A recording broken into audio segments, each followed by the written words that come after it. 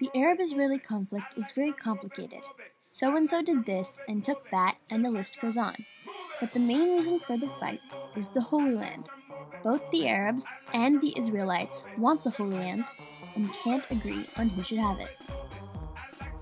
The Israelites want the Holy Land because 1. They believe God promised them the land. 2. After the Holocaust, they believe they deserved the land. And 3. Because the English said they'd give them the land. The Arabs want the land because 1. They conquered it fair and square.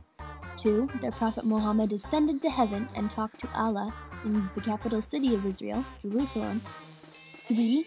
The English promised them the land in return for helping them fight World War II. And 4. Because they've been living there for a long time and don't want to move. From the Israelis' perspective, the Holy Land is theirs to begin with. God promised them the land and they lived there first. But through different circumstances, they were kicked out of their country and had to live in other people's countries. Now, because there aren't very many Israelites, they've always been picked on by other people groups. Kind of like if you're smaller, a bigger kid will pick on you. The Holocaust is one of the worst examples of Israeli persecution. This is when a German general named Hitler killed thousands of Jews just because he thought they were weird. You can see why Israelites would want to have their own home country, away from all this unsafe persecution.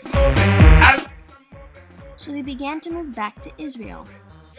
But with all these new Israelites coming in, the Arabs living in Israel freaked out. They were all like, "You're gonna take over, get out of here." They had been living there for a while. Their Prophet Muhammad had supposedly ascended to heaven and talked to Allah in the capital city, and the English had promised them the land in return for fighting with them in World War II. So they thought that they should have the land and not the Israelis. Poor England was caught in the middle. They had given the land to both people, the Arabs and the Israelis. So they gave the problem to the UN. The UN divided the Holy Land between the two groups and said, "It's all good."